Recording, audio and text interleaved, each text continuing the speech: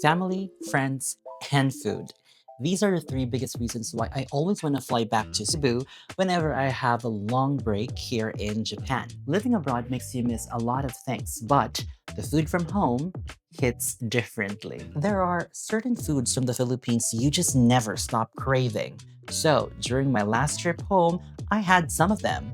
First up, Puto Sikwate. This one instantly reminds me of my childhood Sunday mornings in Cebu. If you grew up in Cebu or in the Philippines, you probably know how comforting this combo is. Soft, sticky puto with thick, rich hot chocolate and sometimes eaten with mangoes. It's simple food, but somehow feels so nostalgic. Chocolate is slightly bitter, very aromatic, and perfect for a slow morning. But just a disclaimer, we get our weekly serving of this sticky rice and hot chocolate from our neighborhood vendor. She goes around and makes her presence felt by shouting the goods she is selling. That kind of sticky rice is simple, but still delicious. However, this one right here is from Tablea. It can be pricier than what we can buy from our neighbor. However, I also make it a point to go to Tablea because the consistency and taste of their hot choco is perfect. They also have other sweet treats available at their shop located at the JY Square Mall in Lahug, Cebu City.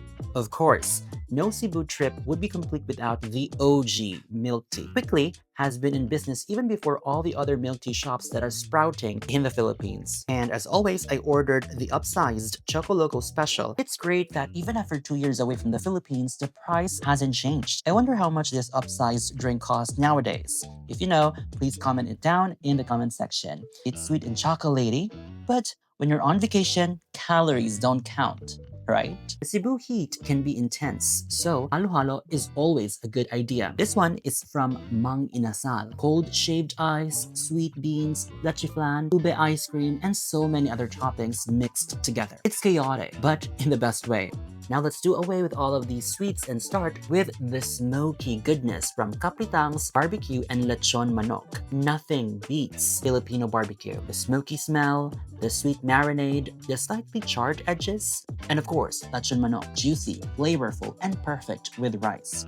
This is the kind of meal that reminds me why Filipino food is so satisfying.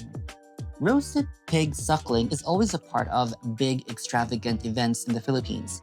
But what I look forward to even more during this trip was the roasted half leg. Super rich, tender, and packed with flavor. Definitely not something you eat every day, but it's the kind of dish that makes a food trip memorable. And in case my sugar addiction wasn't obvious enough, let me talk about the cake and the other delicious food at Tamp's. For dessert, we had cake from Tamp's. Soft, sweet, and perfect with coffee. Even simple cakes somehow taste better when you're sharing them with people you love. We have branches at Lahug, Bolo, Banawa, and Baniled. Tamp is perfect for small and intimate gatherings among family and friends. And finally, another sweet and refreshing Filipino dessert, Buko Pandan. Creamy, coconutty, and chilled.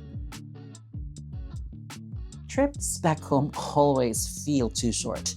There are still too many childhood favorites that I want to eat again the next time I visit Cebu. But I also want to try new food spots I've never been to before. So if you're from Cebu or if you're currently living there, what food places do you recommend? Let me know in the comments. I'd love to add them to my list for my next Cebu food adventure. I hope I can really visit Cebu again very soon, but that all depends on the money that I will be able to save while working here in Japan. And speaking of money, if you're interested on how much I earn as an assistant language teacher, this video is for you. I'll see you next time. Mata ne!